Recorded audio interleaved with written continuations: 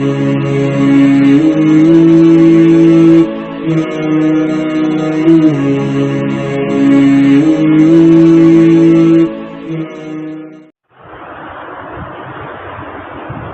للہ وحدہ والصلاة والسلام علی من لا نبی بعدہ اما بعد اعوذ باللہ من الشیطان الرجیم بسم اللہ الرحمن الرحیم اتأمرون الناس بالبر وتنسون انفسکم وانتم تتلون الکتاب افلا تعقلون صدق اللہ العظیم۔ یہ سورۃ البقرہ کی آیت نمبر 44 ہے۔ اللہ تعالیٰ فرماتا ہے بنی اسرائیل کے عالموں سے، اتأمرون الناس بالبر، کیا لوگوں کو تم بھلائیوں کا حکم کرتے ہو، وتنسون انفسکم، اور خود اپنی ذات کو بھول جاتے ہو، وانتم تتلون الکتاب، حالانکہ تم تو کتاب پڑھتے ہو، افلا تعقلون، کیا تمہیں پھر بھی عقل نہیں ہے؟ آپ کے سامنے یہ بات آ گئی تھی کہ بنی اسرائیل کے جو علماء ہیں ان کے سامنے ان کی قوم کے لوگ جب کلمہ پڑھ لیا کرتے تھے تو وہ ان کی تائید کرتے تھے کہ ہاں تم نے بڑا اچھا کام کیا، اور اسی پر جمے رہنا، اور خود اس پر عمل نہیں کرتے تھے۔ میں نے آپ سے کہا تھا کہ یہاں کچھ سوال پیدا ہوتے ہیں، ان سوالوں میں سے ایک سوال یہ پیدا ہوتا ہے کہ لوگوں کو نصیحت کرنا کس کی ذمہ داری ہے؟ لوگوں کو سمجھانا، بھلائیوں کی دعوت دینا، برائیوں سے روکنا، بیان کرنا، تقریر کرنا کس کی ذمہ داری ہے؟ یہ کام کون کرے گا؟ وَلْتَكُن مِّنكُمْ أُمَّةٌ يَدْعُونَ إِلَى الْخَيْرِ وَيَأْمُرُونَ بِالْمَعْرُوفِ وَيَنْهَوْنَ عَنِ الْمُنكَرِ وَأُولَٰئِكَ هُمُ الْمُفْلِحُونَ۔ یہ آیت جو بتا رہی ہے یَأْمُرُونَ بِالْمَعْرُوفِ وَيَنْهَوْنَ عَنِ الْمُنكَرِ، یہ ذمہ داری کس کی ہے؟ اس آیت کی تفسیر میں حضرت تھانوی رحمۃ اللہ علیہ کو پڑھنا چاہیے، کیا لکھا ہے انہوں نے؟ واضح طور پر علماء کرام اس بات کو کہتے ہیں، حضرت تھانوی نے بھی لکھا کہ یہ ذمہ داری اس امت کے علماء کی ہے، یہ کام اس امت کے علماء کا ہے۔ امر بالمعروف اور نہی عن المنکر، اس کی دعوت دینا، اس کی طرف لوگوں کو بلانا، بیان کرنا، تقریر کرنا، مجموع میں خطاب کرنا، یہ کام عام آدمی کا نہیں ہے، یہ کس کا ہے؟ علماء کا ہے۔ اور یہ بات بھی یاد رکھیے گا کہ جب ہم صوفیہ کرام کو دیکھتے ہیں، یعنی کہ وہ علماء جن کا تعلق خانقاہوں سے ہے یا اپنے بڑوں سے جڑے ہوئے ہیں، خانقاہوں میں بیٹھتے ہیں، قلب کی صفائی کرتے ہیں، اللہ اللہ کرتے ہیں، ذکر کرتے ہیں، جب ہم ان حضرات کے یہاں جا کر کے دیکھیں گے تو محسوس یہ ہوگا کہ بہت سارے علماء کرام سے وہ بیان بھی نہیں کرواتے، بہت سارے علماء کرام ایسے ہیں وہ ان سے بھی بیان نہیں کرواتے۔ علماء گئے وہاں پر کہ ہمیں اپنی اصلاح کرنی ہے، علماء سے جڑنا ہے، تو علماء کو بجائے خطاب کے کاموں کے، بیان کے کاموں کے، دوسری ذمہ داریوں پر لگا دیتے ہیں، دوسری خدمات پر لگا دیتے ہیں۔ پتہ یہ چلا کہ صوفیہ کرام کے یہاں تو ہر عالم کے بس کی بھی یہ بات نہیں ہے کہ وہ بیان کرے۔ نمبر ایک تو یہ کام صرف عالموں کا ہے، اور نمبر دو یہ کام ہر عالم کا بھی نہیں ہے، ہر عالم بھی یہ کام نہ کرے۔ یہاں تک کہ جو قرآن کی تفسیر کا عمل ہے یہ کتنا اونچا اور کتنا زبردست عمل ہے آپ دیکھیں، لیکن آپ دیکھیں گے کہ ہر عالم قرآن کی تفسیر نہیں کرتا۔ بہت سے علماء ایسے ہیں کہ ان کے اندر اللہ کا ڈر ہوتا ہے، للہیت ہوتی ہے، ان سے کہا بھی جاتا ہے، تھوڑیوں میں ہاتھ دیے جاتے ہیں، حضرت کچھ ترجمہ کر دیں قرآن کا، کہتے ہیں بھائی ہمارے بس کی بات نہیں ہے، کوئی اونچ نیچ ہو گئی، ادھر ادھر ہو گیا، ادھر ادھر ہو گیا، خدا نہ خواستہ الفاظ بدل گئے، ترجمہ بدل گیا، معانی بدل گئے، مفہوم بدل گئے، تو لینے کے دینے پڑ جائیں گے۔ لہذا عالم ہونے کے باوجود، دسیوں سال لگانے کے باوجود وہ لوگ قرآن کا ترجمہ نہیں کرتے عوام کے سامنے، حالانکہ پڑھے لکھے ہوتے ہیں، عالم ہوتے ہیں۔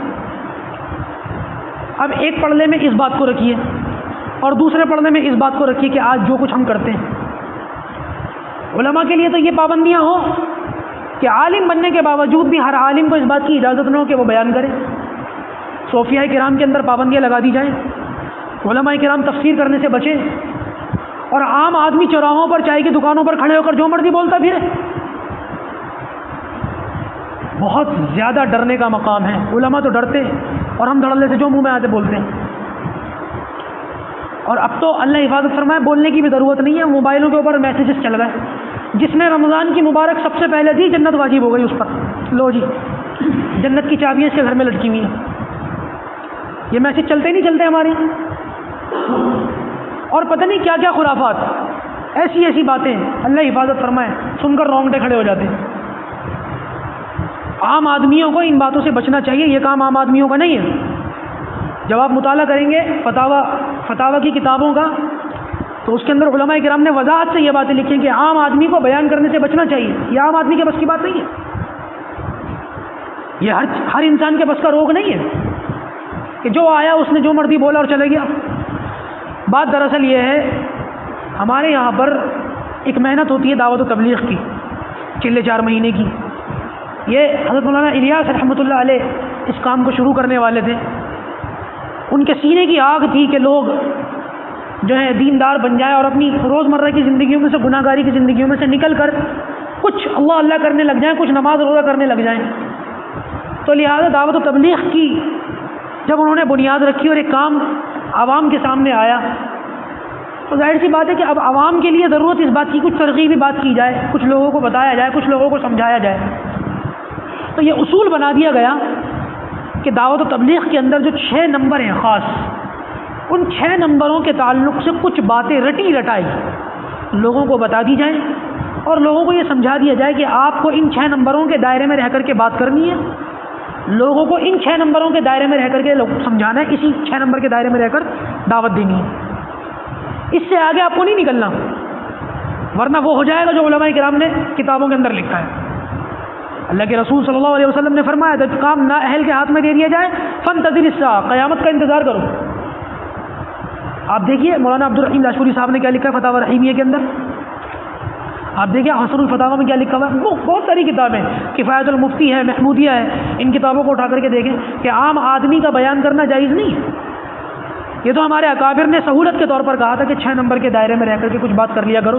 کیا آج ہم 6 نمبر کے دائرے میں ہیں، رہتے ہیں؟ ہمارے یہاں سنگم وہار سے ایک جماعت، وہی والی بات ہے، کبھی کبھی ان مدعوں پر میں بولتا نہیں، اپنا دامن بچاتا ہوں، لیکن جب باتیں بہت زیادہ ہو جاتی ہیں پھر بولنا پڑ جاتا ہے، اور مجھے خود اس بات کا احساس ہوتا ہے کہ میں بولوں گا تو بجائے اصلاح کے مخالفت شروع ہو جائے گی، یہ تو کام کے مخالف ہے۔ ہمارے یہاں سے ایک جماعت گئی تھی بہار کی طرف، پتہ نہیں کدھر، یو پی کی طرف، کچھ ٹائم وہاں انہوں نے وقت لگایا تو وہاں کے امام صاحب کا فون آ گیا، جس مسجد میں جماعت تھی اس مسجد کے امام صاحب کا مجھے فون آ گیا کہ آپ کے یہاں سے جماعت آئی ہوئی ہے مفتی صاحب، اور جماعت کے جو امیر صاحب ہیں انہوں نے ایک حدیث بیان کری ہے، خدا کے واسطے مجھے اس کا حوالہ دے دو۔ انہوں نے مجھے اپنا نام بھی بتایا مولانا نے، میں نے کہا کیا حدیث بیان کر دی انہوں نے جو آپ ناراض ہو گئے؟ کہنے لگے انہوں نے حدیث بیان کر دی کہ جو شخص 4 مہینے میں اللہ کے راستے میں نکلتا ہے اور اس کی موت آنی ہو تو فرشتے اللہ تبارک و تعالیٰ موت کے فرشتے کو ہٹا دیتے ہیں، اس کی روح خود اللہ تعالیٰ قبض کرتے ہیں۔ اب میں پریشان، میں کہاں سے حوالہ دوں؟ انہوں نے کہا لیجیے بات کیجیے آپ کے امیر صاحب سے، فون ان کو دے دیا۔ میں نے بھائی تمہیں کیا ضرورت تھی یہ بیان کرنے کی؟ کہنے لگے جی ہم تو لوگوں کو ترغیبی بات دے رہے ہیں۔ ترغیبی بات کا کیا مطلب ہے؟ 6 نمبر کے دائرے میں رہ کے بات کیوں نہیں کر سکتے آپ؟ کیا ضرورت تھی آپ کو یہ بولنے کی؟ کہاں لکھا ہوا ہے؟ کہنے لگے ابن ماجہ میں لکھا ہوا ہے۔ میں نے ابن ماجہ تو عربی میں، تمہیں عربی آتی ہے؟ کبھی ابن ماجہ کی شکل بھی دیکھی ہے؟ بہرحال میری اس بات کا ان کے پاس کوئی جواب نہیں تھا۔ تو کہنے کا مقصد یہ کہ ان باتوں کا جن کا اب کچھ ٹائم پہلے یہاں ہمارے یہاں جماعت آئی تھی 10 نمبر مسجد کے اندر، یہیں بیٹھے ہوئے تھے فجر کی نماز میں، ساتھیوں نے جو باتیں بیان کرنی شروع کری، مؤذن صاحب مجھے دیکھے میں ان کا چہرہ دیکھوں، کہنے لگے موسیٰ علیہ السلام جا رہے تھے، راستے میں خنزیر مل گیا تو خنزیر نے موسیٰ علیہ السلام سے کہا دعا کر دیجیے اللہ تعالیٰ سے، آپ بات کر لیتے ہیں، اللہ تعالیٰ مجھے انسان بنا دے۔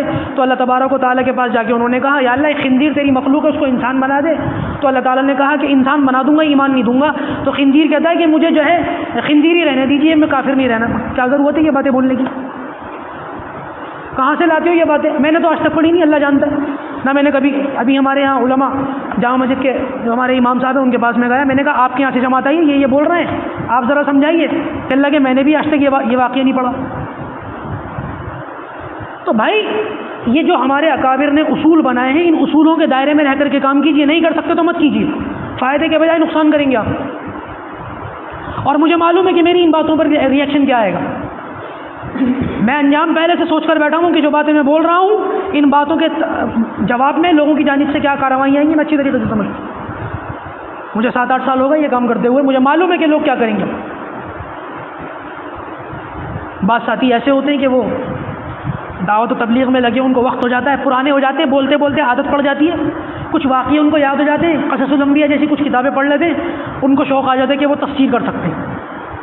ان کو یہ غلط فہمی ہو جاتی ہے کہ میں قرآن کی تفسیر بھی کر سکتا ہوں، علماء نہیں کر سکتے، آپ کیسے کر سکتے ہیں؟ میں نے یہ بتایا ہر آدمی کے بس کی، ہر عالم کے بس کی بھی یہ بات نہیں ہے. اور میں دیکھتا ہوں کہ یہاں پر بعض مرتبہ ہماری اس مسجد کے اندر ایک صاحب بیٹھ جاتے ہیں اور لوگ ان سے تفسیر سن رہے ہیں. حد ہو گئی. جو آدمی وَلَقَدْ يَسَّرْنَا الْقُرْآنَ لِلذِّكْرِ فَهَلْ مِن مُدَّكِرٍ کا ترجمہ نہیں کر سکتا، وہ تفسیر کر رہا ہے اور لوگ بیٹھ کے سن رہے ہیں. کس نے اتھارٹی دی؟ اور کس مسجد؟ یہ بھی مسئلہ یاد رکھیے گا، جس مسجد کے اندر کسی شخص کو بیان کرنا ہو اس مسجد کے امام سے پہلے اجازت لے لینی چاہیے. مسئلہ ہی آپ میں سے اگر کسی شخص کو بیان کرنے کا شوق پیدا ہو جائے، جس مسجد میں آپ بولنا چاہتے ہیں، آپ کو پہلے وہاں کے امام صاحب سے اجازت لینی پڑے گی. مسئلہ ہی دکھا سکتا ہوں آپ کو کتابوں کے اندر. کیا ہم ان اصولوں کی پابندی کرتے ہیں؟ ان قوانین کا ہم خیال رکھتے ہیں؟ جب ہم ان اصولوں کی بے اصولی کریں گے تو فائدہ ہوگا یا نقصان ہوگا؟ بتائیے مجھے آپ. نقصان ہوگا، صرف نقصان ہوگا. نمبر 1 آپ لوگوں سے درخواست ہے کہ بیان وغیرہ نہ کیا کریں، بچا کریں ان چیزوں سے. اور اگر کبھی آپ حضرات کچھ وقت لگا چکے ہوں، کچھ آپ سیکھ چکے ہوں، تو جو کچھ آپ نے سیکھا ہے اس دائرے میں رہ کر کے کام کریں تو انشاءاللہ فائدہ ہوگا. ورنہ یہ خنزیر اور کتے والی باتیں سنا کر کے کوئی فائدہ نہیں ہے. ہم لوگ کبھی ایسی باتیں نہیں بتاتے کیونکہ ہم نے بھی نہیں پڑھی ہوتی یہ باتیں. ہم نے کبھی اپنے اکابر علماء سے نہیں سنی. پتہ نہیں لوگ کیسے بیان کرتے ہیں، کیسے جگرا آ جاتا ہے ان کو، اتنی ہمت آ جاتی ہے یہاں بیٹھ کر کے اس قسم کی باتیں کرتے ہیں. تو پھر میں عرض کر دوں کہ ہمارا ان باتوں کو بیان کرنے کا مقصد مخالفت نہیں ہے، اصلاح ہے. اللہ کے واسطے دونوں میں فرق کرنا سمجھو، دونوں باتوں میں فرق سیکھو. تھوڑی بات لمبی ہو گئی لیکن ان باتوں کو سمجھو. مجھے ایک بات بتاؤ، اگر کوئی شخص غلط نماز پڑھ رہا ہے لیکن غلط پڑھ رہا ہے، اس کا رکوع ٹھیک نہیں ہے، اس کا سجدہ ٹھیک نہیں ہے، اور کوئی شخص دوسرا جو دیکھ رہا ہے کہ ہاں اس کی نماز ٹھیک نہیں ہے اور وہ اس کی نماز ٹھیک کر دے کہ بھائی تمہاری یہ نماز غلط ہے، تمہارا رکوع ایسے نہیں ایسے کرو، سجدہ ایسے نہیں ایسے کرو، تو کیا وہ ٹھیک کرنے والا نماز کا مخالف ہے؟ آپ کہو گے اس کو کہ یہ نماز کا مخالف ہے؟ کہے گا کوئی؟ تو جب نماز کے اندر کوئی کوتاہی ہو جائے اور اس کوتاہی کو درست کرنے والا نماز کا مخالف نہیں ہے، تو ہمارے اس کام کے اندر کوئی غلطی ہو جائے تو اس غلطی کو ٹھیک کرنے والا کام کا مخالف ہو گیا؟ کیا عقل ہے، کیا منطق ہے؟ تو عرض یہ کر رہا تھا کہ یہ جو باتیں میں نے آج بتائی ہیں، خدا نہ خواستہ اللہ نہ کرے، ہمارے ہم تو تائید کرتے ہیں، ہمارے یہاں اللہ کا فضل ہے جماعتیں آتی بھی ہیں اور ہمارے یہاں سے جماعتیں روانہ ہوتی بھی ہیں اور اللہ کا فضل ہے تائید کرتے ہیں. بعض مرتبہ کبھی کبھی میں خود بھی جاتا ہوں، ہمارے مؤذن صاحب جاتے ہیں، میں جاتا ہوں. اور یہاں آنے والی اللہ کا فضل ہے جماعتوں کا آپ دیکھ لیں، جو لوگ یہاں آئے ہوں انہوں نے کس قسم کی باتیں، ابھی جو بات میں نے بتائی وہ ساتھی بول رہے تھے اس قسم کی باتیں. انہوں نے کہا کہ تم نے یہ کہاں سے، ہمارے مؤذن صاحب نے کہا کہ یہ باتیں آپ نے کہاں سے پڑھ لی. انہوں نے کتاب کا حوالہ دیا، میں نے یہ کتاب پڑھی ہے. تو انہوں نے کہا ابھی بھائی ہر کتاب معتبر نہیں ہوتی، علماء سے پوچھ کے پڑھ لیا کرو. تو اللہ کہ میرے نزدیک تو صرف وہی عالم معتبر ہے جس نے سال لگا رکھا ہوں، کر لو کیا کرو گے. ذہنیت کہاں سے بنی ہے؟ کس نے ذہن بنایا یہ کہنا کہ جو سال لگا ہے وہ عالم ہوگا، اسی کی بات کا اعتبار کروں گا، ہر ایک آدمی کی بات کا میں اعتبار، ہر عالم کی میں اعتبار نہیں کروں گا. یہ تو حالت ہے. جس کو استنجا کی تمیز نہیں وہ ایسی باتیں کر رہا ہے. تو بھائی ٹھیک ہے، تھوڑا سا شاید میرا لہجہ اونچا ہو گیا آج، شاید میں تھوڑا سا جذباتی ہو گیا آج، لیکن میں دیکھ رہا ہوں کہ ہمارے یہاں حالات ایسے بگڑتے جا رہے ہیں. کچھ وقت لگانے والے اس قسم کی باتیں کر رہے ہیں. ابھی کیا ہوا، ہمارے یہاں 6 نمبر مسجد کے اندر امام صاحب بزرگ ہیں، بیچارے بہت بزرگ ہیں، عمر ان کی زیادہ ہے. انہوں نے 4 کے بجائے 5 رکعت پڑھا دی ہوں گی. اب وہ امام صاحب نے پھر وہ دوبارہ نماز پڑھائی. ہو جاتا ہے، انسان غلطی انسان سے ہو جاتی ہے. اور وہ ایک ساتھی کہنے لگے کہ نہیں نماز ہو گئی، 5 رکعتیں پڑھائی ہیں لیکن ہو گئی. تو بعض ساتھی کہنے لگے بھائی نماز نہیں ہوئی، لوٹانی پڑے گی. کہ نہیں میں نے چلہ لگا رکھا ہے، مجھے پتہ ہے. انہوں نے مجھے فون کر دیا کہ مفتی صاحب یہ کہہ رہا ہے میں نے چلہ لگا رکھا ہے، مجھے پتہ ہے 5 رکعت سے بھی نماز ہو جاتی ہے. میں نے مجھے نہیں پتا تھا چلے میں مفتی بھی بناتے. مسئلہ بتانے کی کس نے، آپ مسئلہ کیوں بتاتے ہیں؟ آپ جا کے دیکھیں مرکز کے اندر، کبھی بتاتے ہیں مسائل وغیرہ بتاتے ہیں؟ کبھی بھی نہیں بتاتے. ترغیبی بات، صرف ایسی باتیں بتائی جاتی ہیں جس سے لوگوں کے اندر عمل کا شوق پیدا ہو. ایسی باتیں بتائی جائیں جس سے لوگوں کے اندر عمل کرنے کا جو ہے جذبہ پیدا ہو. اگر آپ ان کو یہ بتاؤ گے نماز نہ پڑھنے کے یہ نقصانات تمہیں جہنم میں ڈال دیں گے اور اتنے لاکھ سال تم جہنم میں ڈال، وہ تو ویسے ہی ڈر کے بھاگ جائے گا. اس کو نماز پڑھنے کے فضائل بتاؤ کہ نماز پڑھنے پر یہ انعام ملے گا، نماز پڑھنے پر یہ نیکی ملے گی. گھر سے وضو کر کے نکلو گے تو ایک قدم پر درجہ بلند ہوگا، ایک نیکی لکھی جائے گی، ایک گناہ معاف ہوگا، اس کو شوق پیدا ہوگا نماز پڑھنے کا. یہ باتیں نہ بتائیں آپ کہ جس سے خواہ مخواہ فساد پیدا ہو. امید کرتا ہوں کہ بات سمجھ آ گئی ہوگی. اللہ پاک ہم سب کو ان باتوں پر عمل کرنے کی توفیق عطا فرمائے. الحمدللہ رب العالمین والعاقبۃ للمتقین والصلاۃ والسلام